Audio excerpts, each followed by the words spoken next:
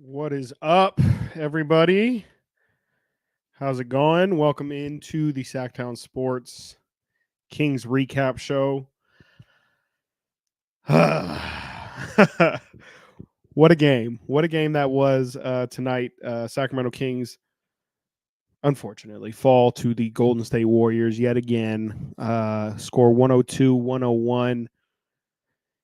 Just an absolute heartbreaker for the Sacramento Kings. Klay Thompson hits a shot that leaves zero point 0.2 seconds left on the clock, all but a buzzer beater to send this one, or to send the Kings, I should say, back packing back home to Sacramento. Again, just an absolute heartbreaker. Low scoring affair, but still was as dramatic as you could wish for when these two teams meet up. For all those out there who still think that this series or these two teams aren't rivals, you're just not seeing it, because it's clear that these two teams definitely have a mutual respect for each other that has lent itself to some amazing ball games. So this is a really fun rivalry that's budding here, and tonight was just another chapter in that rivalry that is just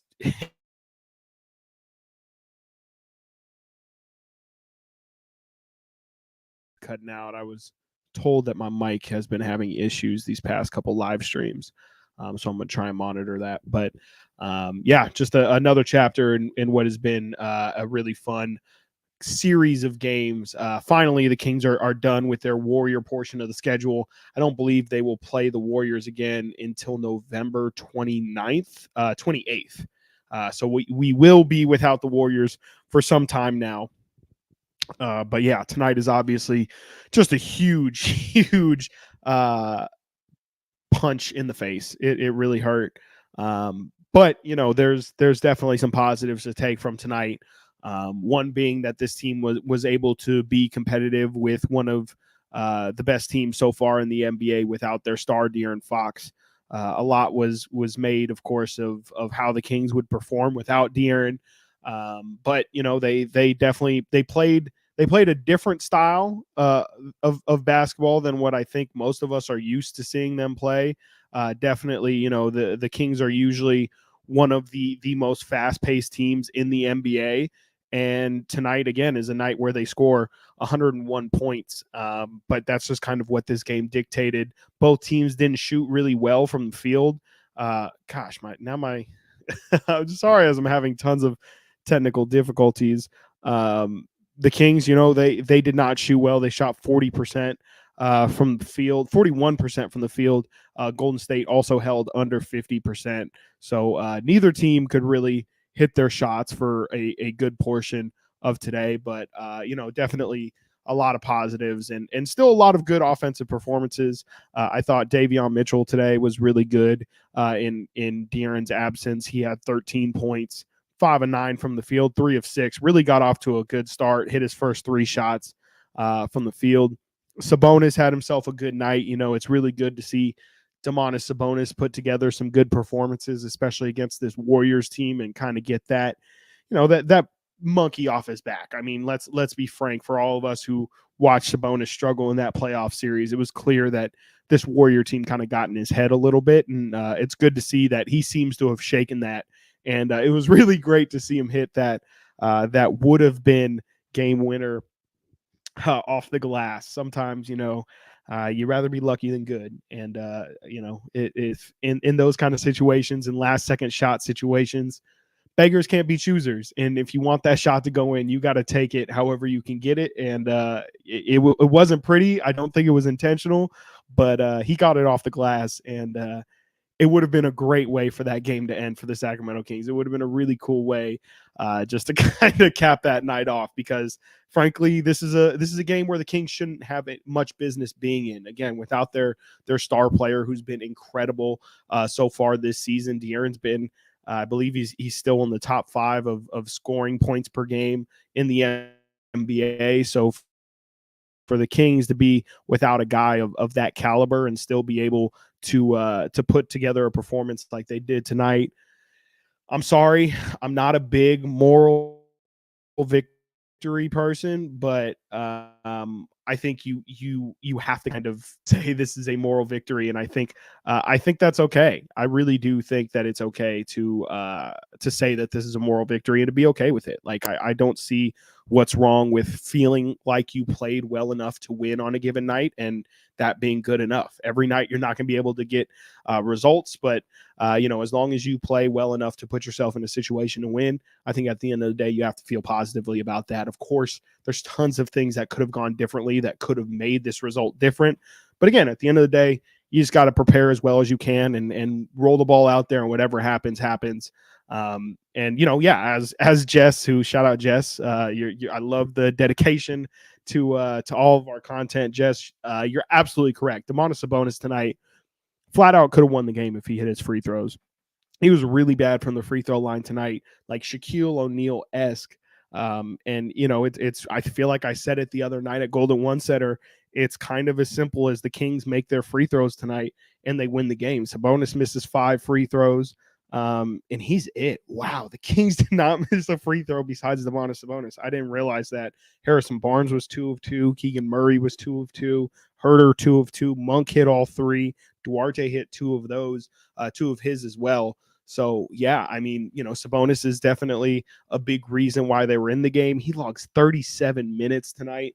That's what they need when De'Aaron's not playing. But, yeah, if he knocks down just 2 of those free throws, this is a completely different game. And, Sabonis missed a pair of free throws at a time at one point in this game. So, you can nickel and dime a lot of things, change a lot of things, and it makes the results different.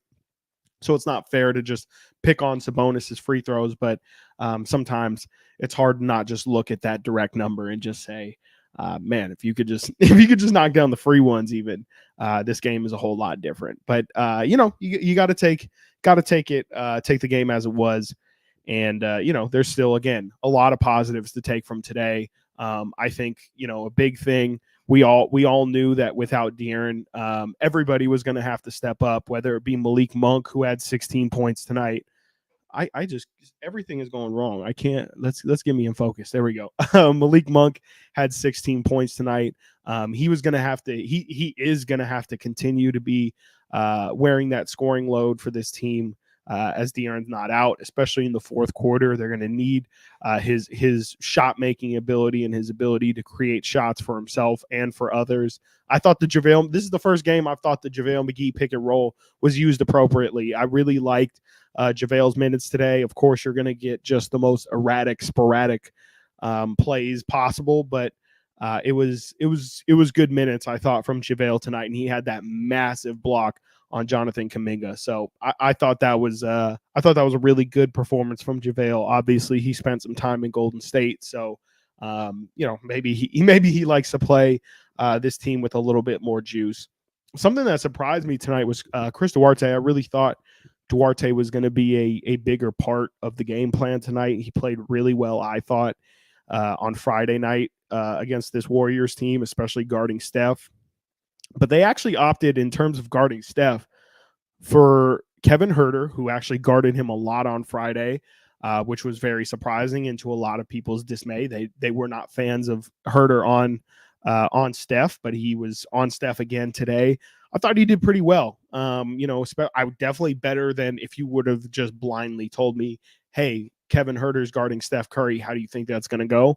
Probably would have told you not very well. For Kevin Huerter, but he performed really well and again continued to really do some good job, a really good job on the glass.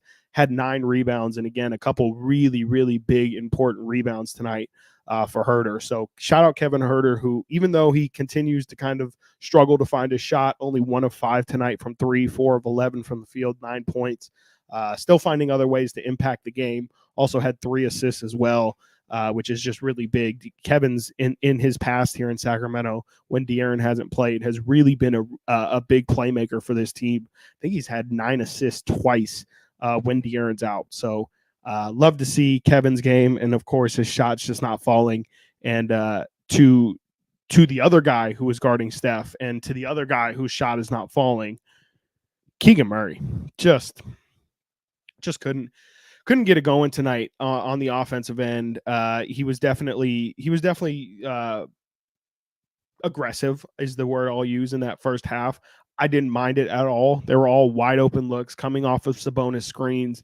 The shot just wasn't falling. And I don't know if Kevin Herter gave him his bad juju from the first couple games or if they're splitting it or something like that.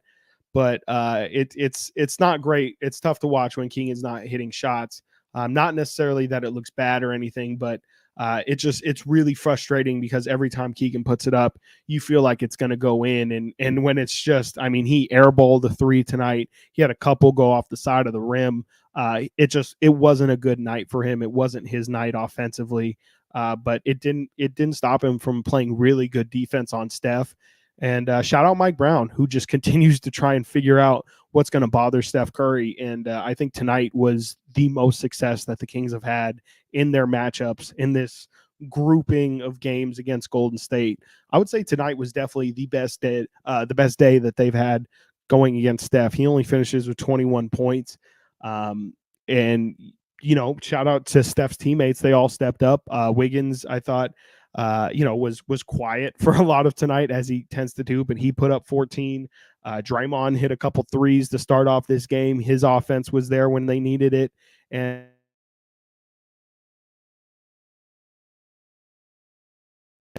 Klay Thompson hit that shot at the end of the game. That's a really big shot that requires a high level of skill.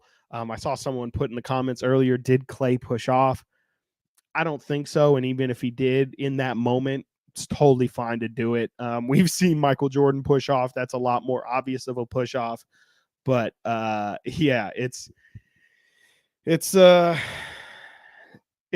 It's hard to see that happen when the Kings really put themselves in a situation to win. But shout out Klay Thompson. That's why he's been a part of all these championship teams. He's definitely played a factor in the Warriors winning some of those. Ask the fans over in OKC what Klay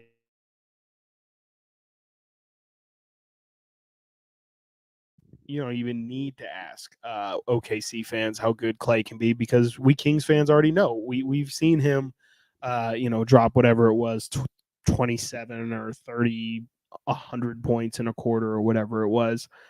Yeah, Klay can do that, and I'm okay with it because it wasn't Steph Curry. Honestly, in that moment, I know I got to fight my. We got to fight your audio. I know it's not working out. I gotta fix my audio setup. Um, I'll try and have that fixed by next week. But yeah, I mean Klay just that's kind of what Klay's on the floor to do, and he didn't have a great night tonight, but when they needed it, he was there. So yeah, really good to see. And also Dario Saric. Like Dario Saric knocked down a couple threes that were really, really big. Um, I thought he really was the difference maker in this game. If Dario Saric has a cold night and doesn't hit those wide open perimeter jumpers that he had, the Kings win this game for sure. He was really big in those non-Steph Curry minutes. The Kings actually did a really good job in those non-Steph minutes, I thought.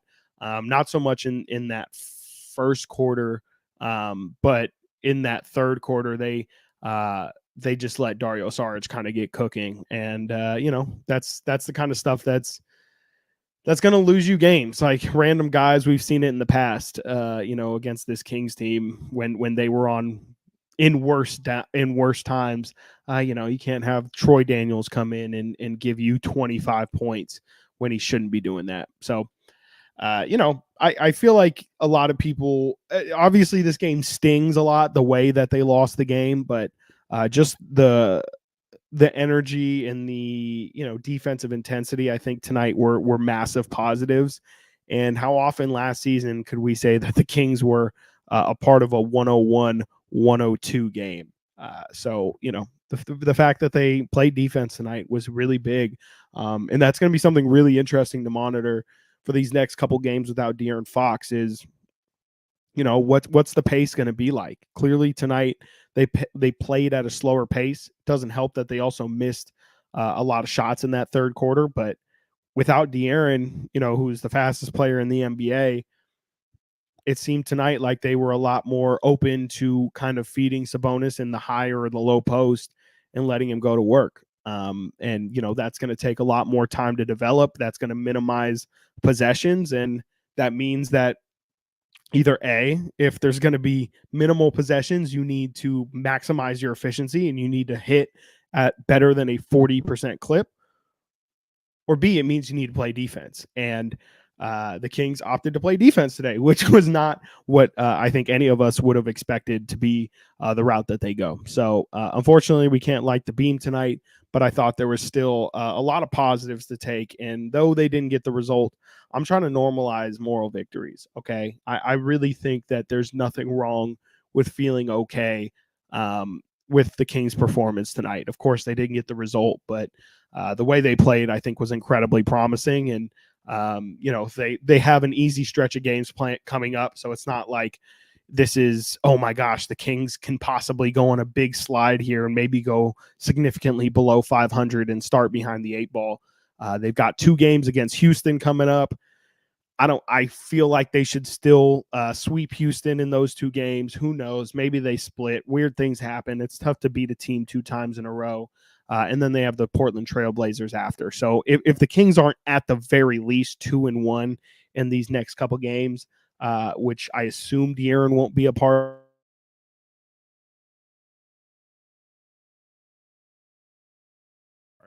I keep getting, at least I get notified when my mic unplugs, but yeah, I'm sorry, y'all. I'm so sorry.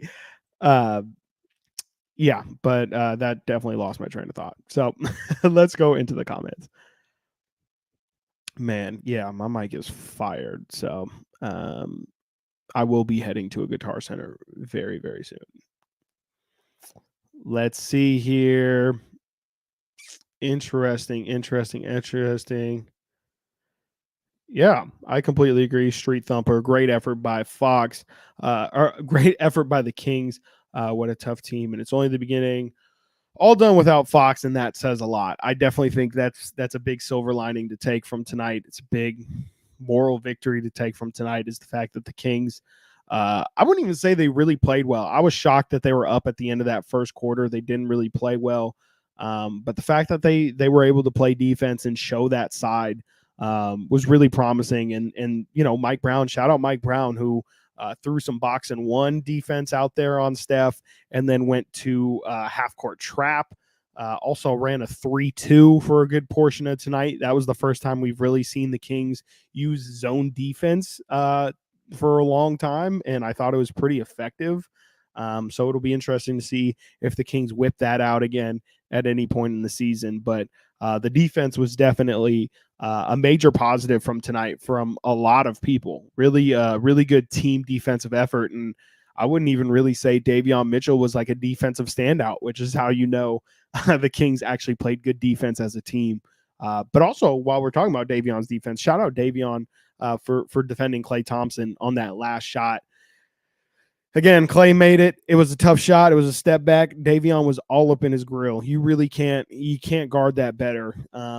The only thing Davion can do there is be taller, and that's just not happening. Davion is limited in that amount, but he played about as good as defense as you could play for that situation. So definitely shout out Davion Mitchell, who played good without De'Aaron. Didn't play great, didn't play incredible, didn't set career highs in anything, but I thought came in and did a job. Definitely was serviceable tonight. 13 points, 3 boards, 4 assists. Again, 3 threes. That's what you want from Davion when he's coming in for De'Aaron Fox. He had 3 steals tonight, actually, which I didn't even realize.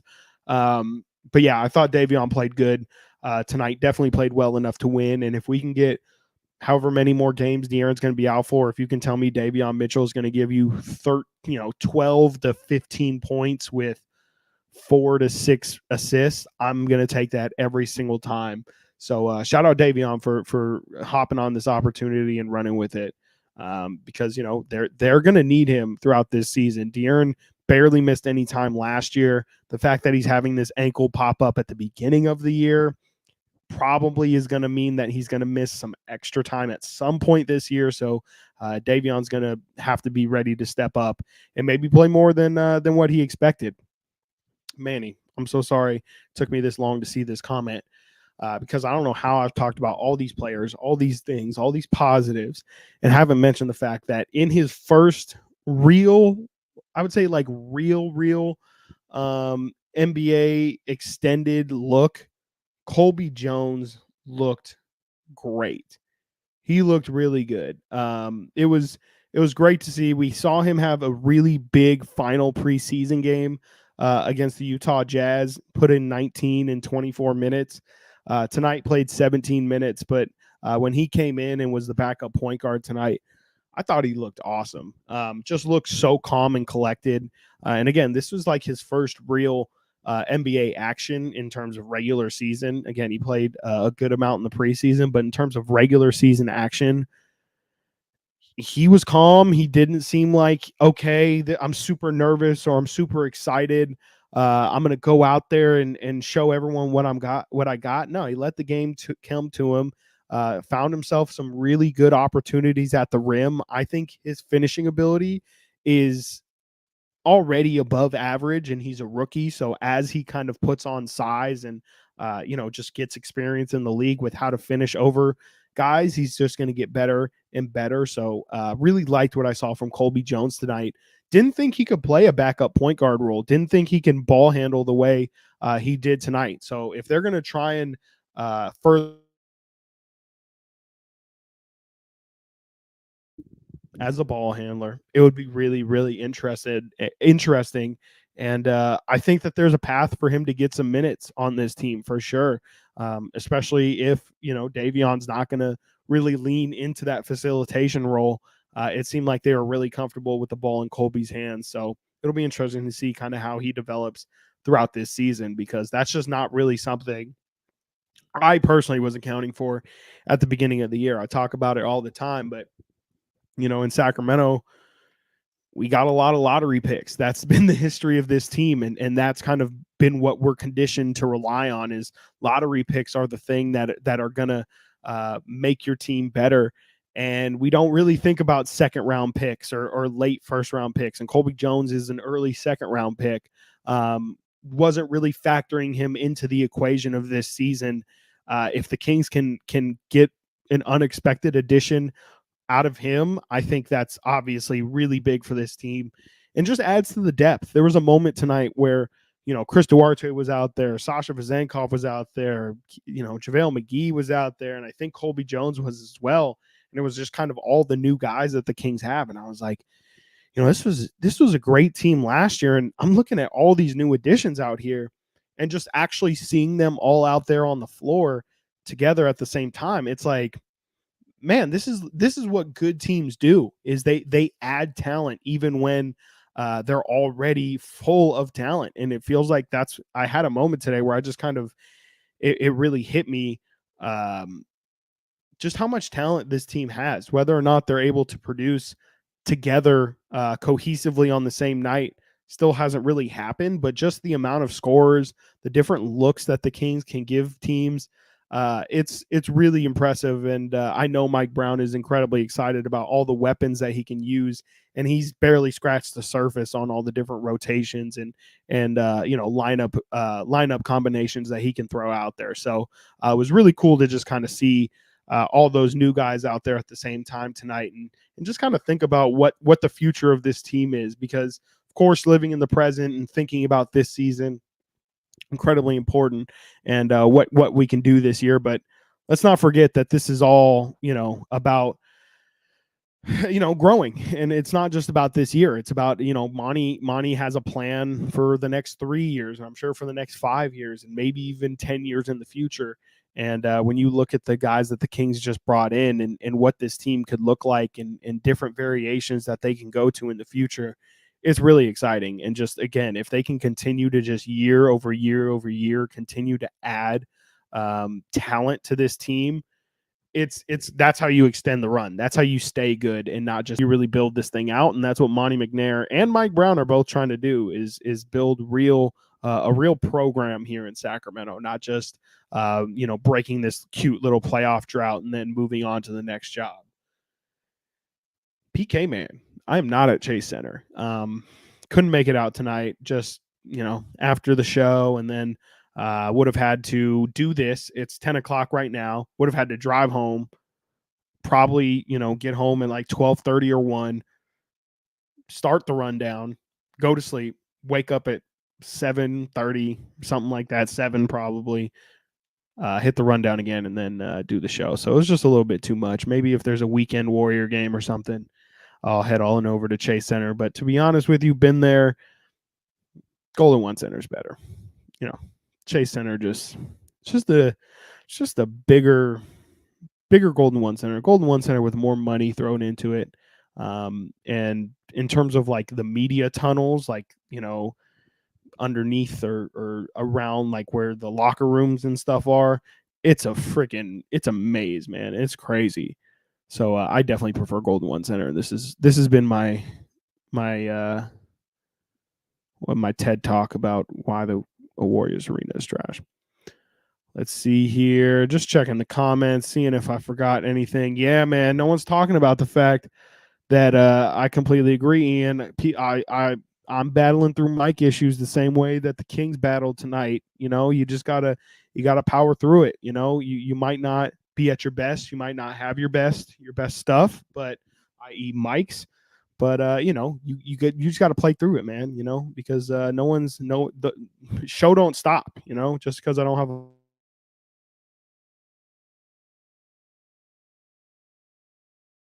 this is my mic unplugs. Okay. So before I throw this microphone through the wall, let's do our 3 stars of the game, which we like to do at the conclusion of every single game. Again, I'll probably explain this like 3 more times before I stop explaining it. But in hockey, at the end of every game, they like to give out 3 stars. 1 star being for somebody who played really good tonight. Definitely wasn't the best player out there, but definitely deserves some acknowledgement. And then, of course, 2 stars, and then 3 stars being the biggest star of the night, who had the best game, who had the best night. For my first star, and I'm gonna go to, you know what? I'm gonna stay on the King side of things because this is a rivalry, and I'm gonna try and feed into that. And so we're not going to talk about them. We just going to talk about us. And so 3 stars of the night on the King side. Let's see, who should I go 1 star to? It's really more about who I'm going to give my second. You know what? I'm going to give my 1 star of the night, even though the stats the stats don't show it. I'm going to give my 1 star to Colby Jones, who again in his first real NBA action, just looked incredibly comfortable. And again, if he's going to be a player for this team this year, that's going to be really, really big. And I love what I see from him. If he can be a true combo guard, if he can play, ball handler, I think that's awesome. And who knows what position or what minutes I should say will be available for him.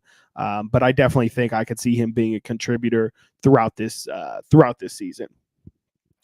Oh, I like that. Oh, I like that. I like that. Kevin Huerter with the boards. I definitely think Kevin Huerter should, in normal circumstances, get a star. But you know what? I'm not going to give it to Malik. I was going to give Malik. I was planning to give Malik Monk the 2 stars. He did play really well tonight, especially after not having a good game on Friday. But you know what? The people have spoken, and I agree. And I'm not too proud to admit when I'm wrong. Kevin Huerter did have a really good game tonight with those rebounds. And if the Kings did win this game, which is how I'm going to move forward with my life, feeling like the Kings won this game, Kevin Huerter would have been a bigger talking point again, because he really did exactly what he did on Sunday against the Lakers in that overtime period to secure a win. And at the end of the day, it's not about looking pretty. It's not about the stats you put up. It's about how you put your team in a position to win. And I thought Huerter did that on the defensive end, guarding Steph Curry and grabbing boards tonight. So absolutely shout out everyone in the chat for setting me straight and saying Kevin Huerter with the boards, because absolutely, Huerter deserves that kind of acknowledgement. And my 3rd star for tonight, my 3 stars, go to Domantas Sabonis, who, frankly, if I'm talking about Domantas Sabonis standards, This wasn't a 3-star night for Sabonis. This was kind of what he's able to do on any given night. I frankly, without De'Aaron Fox, I'd love to see him be even more aggressive, but this was typical Sabonis last year where everything just kind of runs through him. 23 points, 11 rebounds, but the most important thing is 8 assists.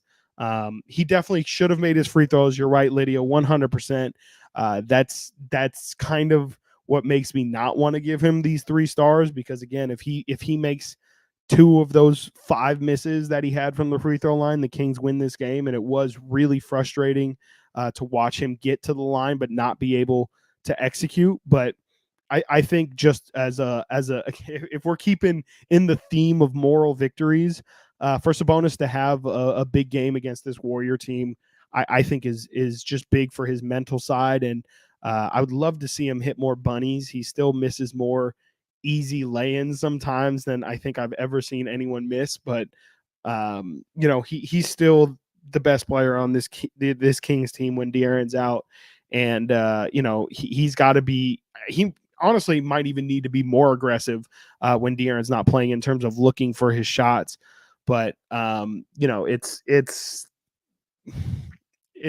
he's doing what he can. He's not a shooter.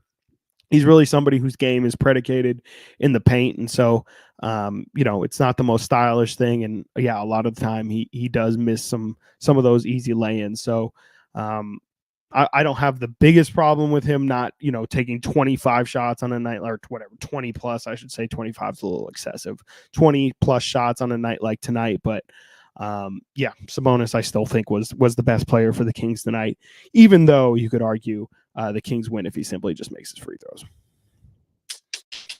Here, what did Tay say? This game, yeah, this game felt like whoever played defense wins. I mean, I would definitely say both sides played defense. I thought, the Warriors, their calling card has been defense. Draymond was really good with just keeping his hands active. They also just have really good what's the word I'm looking for? Really good physiques for defending. That's definitely not the word I'm looking for, but they have, Jonathan Kuminga, they have Andrew Wiggins, they have GP2 out there getting a lot of run. They've got Klay Thompson even is a bigger guard as well. They have so many guys on top of Draymond Green, who's maybe the best defender of this generation, besides Kawhi Leonard. They just have so many guys that can make it really tough for you on the offensive end of things because of the length and wingspans that they have out there. So, the Warriors definitely played great defense, and I thought the Kings did too. Really, to me, it was more who was going to get hot at the right time, and the Kings got hot down the stretch. They did a great job attacking the rim to close out that game, but they left it too close. They honestly, I mean, I know it's tough when your fourth quarter closer isn't out there, but they left this game too open to be won by the Warriors. Really, I mean, they had the 3-point leads with 3 minutes to go, and all they needed to do was get one stop in a score, and they could have been up 5, and they just never got that stop. I think Gary Payton had a weird runner in the paint. Steph had a floater in the paint. Draymond had a backdoor cut that led to a layup. And then there was the Klay Thompson shot. And that's really how this game ended on the Warriors end of things. So if the Kings just kind of get one stop down the stretch, that's how the game ends. And the Lakers just won in overtime, y'all. I just got a notification that the Lakers just won in overtime. So I guess maybe that makes the Kings win look a little bit better against the Lakers. But hate to see that. Things you hate to see right before you go to bed. Wow, LeBron, 42 minutes tonight. So that's going to be a wrap on this Sacramento Kings post-game recap. Again, the Kings fall in a heartbreaker, no beam lit tonight. Sacramento Kings fall to the Golden State Warriors 101-102. Hey, Steph Curry got held under 30 points. What a concept. The Kings unfortunately don't get it done. They don't play again, I believe, until Saturday when they take on the Houston Rockets in Houston, and then again the Houston Rockets on Monday in Houston again before coming home on Wednesday against the Portland Trail Blazers. I will be back with y'all on Saturday after that Rockets game. You can also check me out tomorrow on Sactown Sports 1140 from 10 a.m. to 2 p.m. on Styles and Watkins with myself, Chris Watkins, and my co-host, Alan Styles. I will see y'all tomorrow if you want to hop in there. If not, if this is only a Kings thing, feel free. I will see y'all on Saturday after that one. Unfortunately, we don't get to see the Beam tonight, but, Kings played well. So sleep well knowing that, and everybody have a fantastic night, and I'll see you when I see you.